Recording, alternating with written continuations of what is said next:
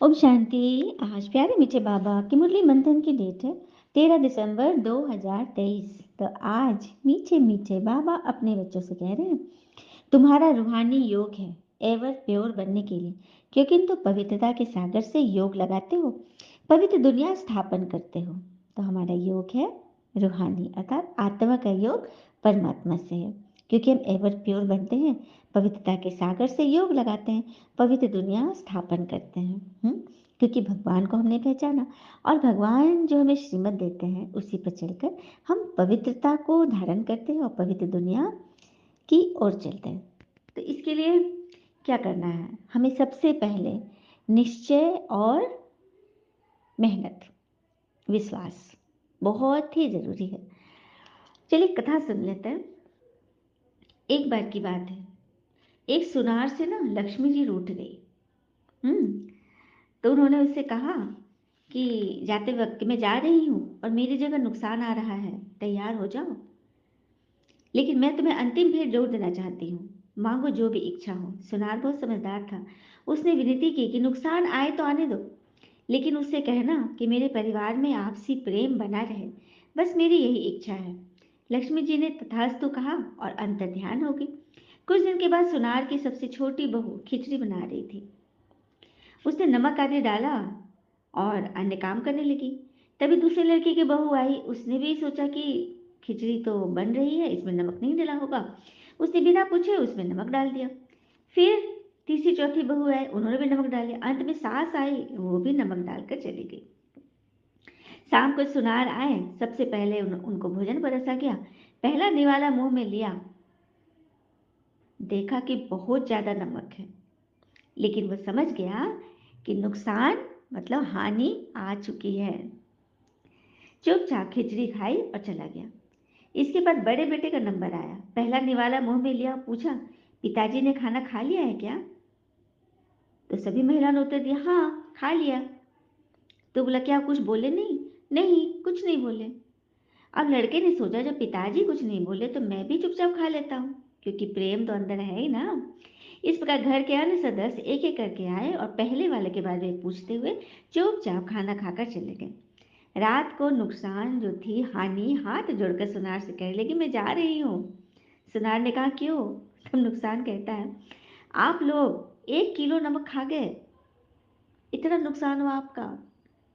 हाँ, लेकिन किसी ने भी झगड़ा नहीं किया, तो मेरा यहाँ क्या काम है?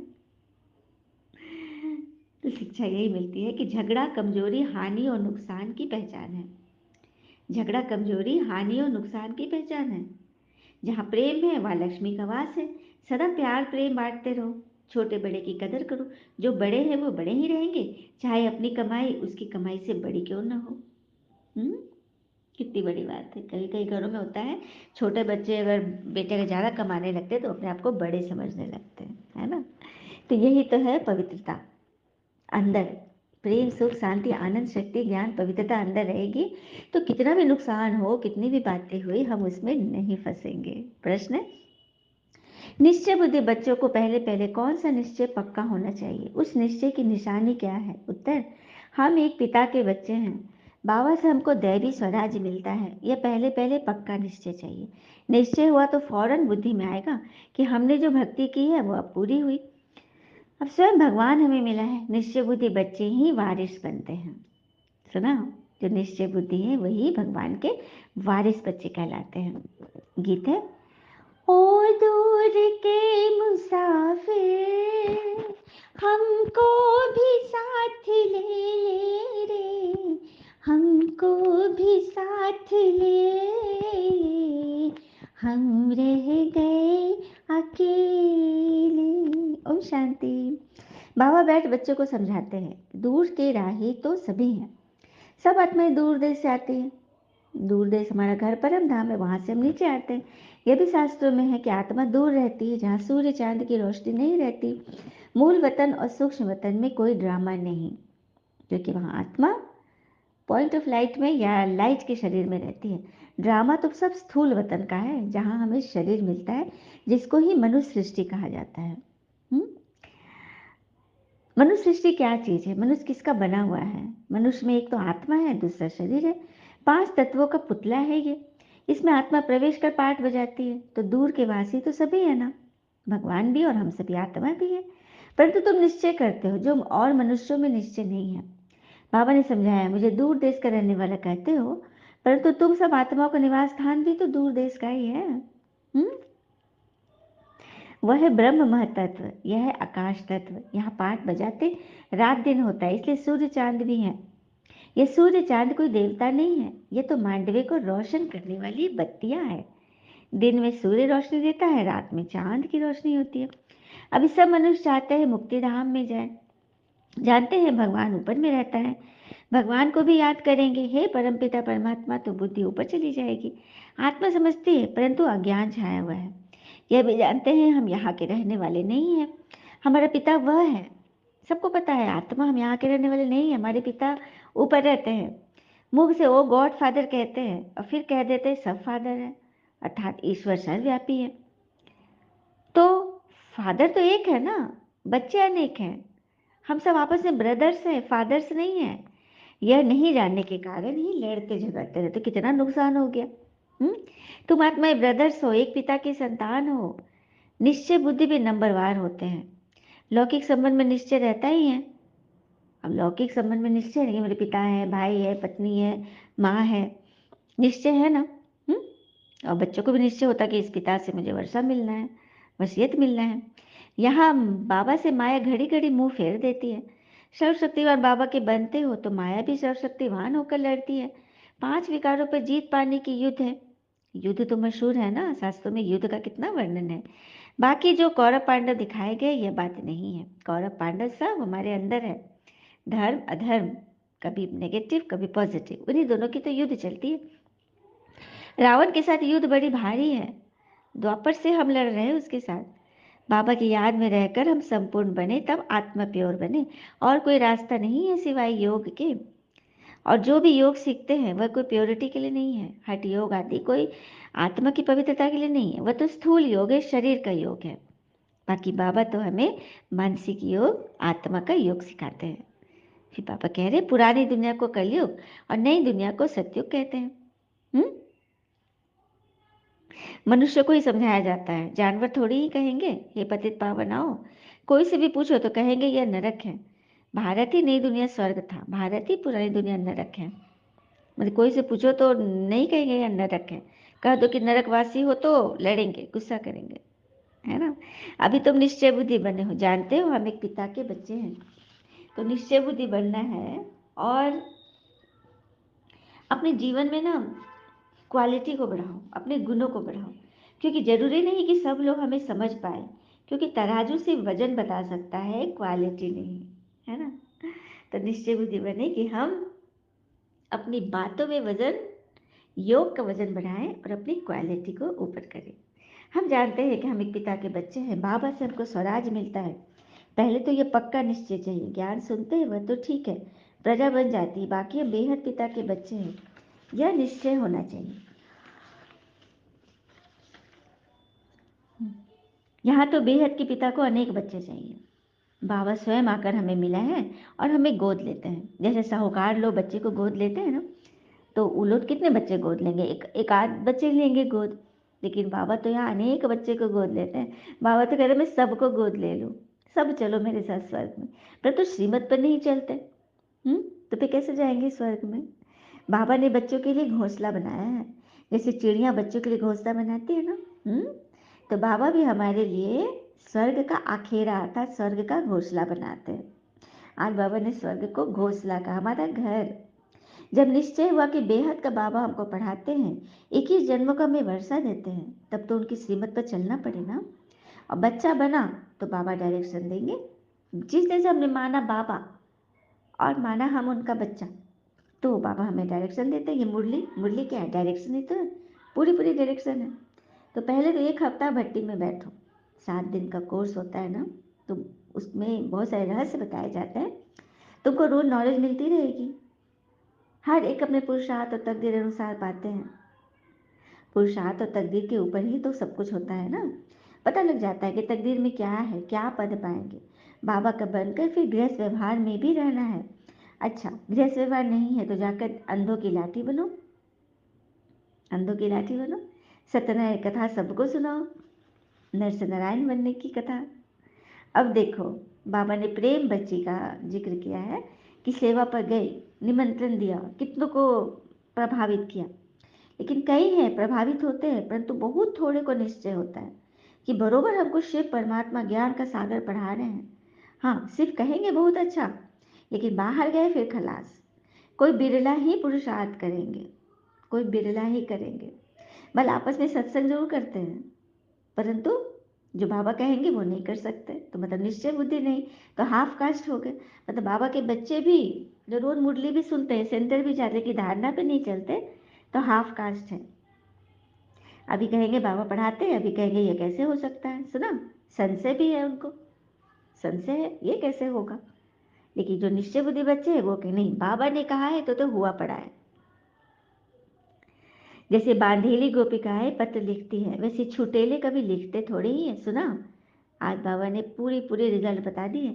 जो बांधेली गोपिकाएं होती हैं, जिनको बहुत तरह के बंधन होते हैं, वो बाबा को चोरी छिपे पत्र लिखती हैं, अपनी बात बताती हैं। लेकिन जो छुटेले होते हैं, जो निर्बंधन होते हैं, जिनके हाथ में सब कुछ है, वो कुछ भी कर सकते हैं। जब मन किया सेंटर गए, जब मन किया मुरली पढ़ा, जब मन किया जहाँ गए, कोई रोक टोक नहीं है, वो नहीं लिखते खत, क्योंकि अलबेरेपन में है। बाबा ने बता दी है। अब हम सबको देखना है कि हम सब बाबा को पत्र लिखे। बाबा लिख देते हैं कि एक को भी निश्चय बुद्धि नहीं बनाया। जो खुद नहीं लिखते, बाबा को समाचार नहीं देते, मतलब बाबा समझ जाते हैं कि किसी को भी निश्चय बुद्धि नहीं बनाया, वारिस नहीं बनाया। हाँ, कोई भले निश्चय बुद्धि तो है, पर ज्ञान नहीं उठाते, धारणा नहीं करते, तो स्वर्ग में जाकर क्या बनेंगे, दास दासी ही बनेंगे ना। आगे जाकर एक्यूरेट सबको साक्षात्कार होगा, पता भी पड़ेगा कि हम दास दासी कौन से नंबर में बनेंगे। फिर बहुत पछताएंगे। जब लास्ट नंबर में जब आएंगे तो फिर क्या करेंगे, पिछाड़ी में रिजल्ट निकलेगी तो उसमें भी कहेंगे कि भाभी देखा, उसमें भी कह देंगे भाभी मेरे लिए यही बना हुआ था। नहीं, आपके लिए तो राजाई पद था, लेकिन आपने चुना है दास पद, इसे भाभी मत कहना। हमारी तकदीर में यह था। इसमें भी बस भगवान पर ही दोष लगा देंगे, भगवान ने हमारी तकदीर ऐसी लिख दी, करनी न धरनी, बस फुटानी, है ना। तो बाबा कहते बच्चे इकट्ठे रह, पवित्र बनकर दिखाओ। बाबा बच्चों की अवस्था को जानते हैं। निश्चय बुद्धि वाले बाबा को अपना समाचार देंगे कि बाबा मैं आपको याद करता हूँ, करती हूँ, आपकी सेवा करती हूँ। सर्व का समाचार लिखे तब विश्वास रखूँ। देखो बाबा साफ साफ कह रहे हैं, सर्विस का सबूत दो, तब बाबा विश्वास रखेंगे।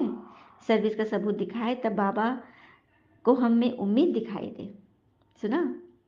बाबा को भरोसा कैसे होगा, जब हम सर्विस का सबूत दिखाएंगे, समाचार लिखेंगे। और कहते हैं ना, कभी कभी जीवन में खो जाना भी चाहिए, यह देखने के लिए ये कौन तलाश करने आता है। खो जाओ जिंदगी से, मौन हो जाओ, ताकि पता तो चले कौन हमारी फिक्र करते हैं। बाबा कह रहे हैं बच्चे बहुत हैं, ऐसे नहीं बाबा को रोज रिस्पॉन्स देना पड़ेगा, नहीं। बाबा है ही गरीब निवाज, दान गरीब को दिया जाता है। यह भारत खंड गरीब है, भारत ही साहूकार से गरीब हुआ, ये किसको भी पता नहीं पड़ता। यह भारत ही अविनाशी खंड है, जहाँ भगवान अवतार लेते हैं। भारत सोने की चिड़िया था, अर्थात सर्व सुखों का भंडार था, जिस सुविधा में जाने के लिए हम सब पुरुषार्थ कर रहे हैं। अच्छा, मीठे बच्चों प्रति भगवान की नमस्ते, हम बच्चों के भी प्यारे बाबा को नमस्ते। धारणा के लिए मुख्य सार, पहले पॉइंट, कोई भी बहाना न कर बाबा की श्रीमत पर चलते रहना है, सर्विस का सबूत देना है। कोई भी बहाना न कर भगवान की श्रीमत पर चलते रहना है, सर्विस का सबूत देना है। और कहते हैं ना, अपनी इच्छा भगवान के सामने जाहिर किया करो, क्योंकि जो दिल में ख्याल डाल सकता है, क्या वो नसीब में नहीं लिख सकता। हम्म अच्छे ख्याल तो भगवान ही डालते हैं ना। दूसरी पॉइंट, हम ईश्वरीय संतान है, हमारा ऊंच से ऊंच घराना है, यह भूलना नहीं है। निश्चय बुद्धि बढ़ना और बनाना है। वरदान, श्रेष्ठ सम्मान की सीट पर रह, सर्व को सम्मान देने वाले सर्व के माननीय भव। श्रेष्ठ सम्मान की सीट पर रह, सर्व को सम्मान देने वाले सर्व के माननीय बनते हैं। विस्तार, सदा अपने श्रेष्ठ सम्मान में स्थित रहकर निर्माण बनो, सबको सम्मान देते चलो, तो यह देना ही लेना बन जाएगा। सम्मान देना अर्थात उस आत्मा को उमंग उल्लास में लाकर आगे करना। सदा स्वमान में रहने से सर्व प्राप्तियां स्वतः हो जाएगी। स्वमान के कारण विश्व सम्मान देगी और सर्व द्वारा श्रेष्ठ मान मिलने के पात्र माननीय बन जाएंगे। तो स्वमान के कारण पूरा विश्व सम्मान देगा और सर्व द्वारा श्रेष्ठ मान पाने के पात्र अर्थात माननीय बन जाएंगे। तो श्रेष्ठ स्वमान की स्थिति पर रहो। और स्वमान है खुद को मान देना। भले आप थके हुए लेकिन आपको क्या बोलना, मैं तो बिल्कुल नहीं थकी हूँ। भला बहुत बिजी लेकिन कहो मैं तो एकदम ईजी हूँ। जो चाहते हैं अपने लिए वो बोलो, भले जो हो रहा है उस पर मत जाओ। इसी को स्वमान कहते हैं। मैं शक्तिहीन हो रही हूँ, बिल्कुल कमज़ोर हो रही है, लेकिन कहना कि मैं मास्टर सर्वशक्तिवान हूँ। जो चाहते हैं वो बोले ताकि ब्रह्मांड उसको पूरा करे। स्लोगन, जो सर्व को रिगार्ड देता है उसका रिकॉर्ड स्वतः ठीक हो जाता है। जो सर्व को रिगार्ड देता है उसका रिकॉर्ड स्वतः ठीक हो जाता है, क्योंकि ठीक करने के लिए, ठीक करने वाला मैकेनिक कौन है? स्वयं भगवान, स्वयं शिव बाबा, भोले बाबा हमारा रिकॉर्ड बना रहे हैं। तो क्यों ना उनकी बात पे चले और सर्व को रिगार्ड देते चले। चाहे कोई, देखो जो अच्छे हैं उनका रिगार्ड देना तो इजी है, सभी लोग करते हैं। जो अच्छे बड़े हैं, जो सदा वरदान, खुश रहने का वरदान देते हैं, जो हमें अच्छी अच्छी बातें सिखाते हैं, उनका तो रिगार्ड करना आसान है। लेकिन रिगार्ड वहाँ करना है जहाँ कोई आपके पीछे पड़ा है, हम्म पत्थर मार रहा है, निंदा का, बातों का, नुक्स निकालने का। तो उन पत्थरों को पुल बनाकर आगे बढ़ जाओ, रिगार्ड दे दो। क्योंकि ये लोग नहीं होते तो हम आगे कैसे बढ़ते। अच्छा, ओम शांति। शुक्र है मीठे बाबा, वो बाबा के प्यारे प्यारे बच्चे, आप सबका जीवन सदैव शुभ हो। ओम शांति।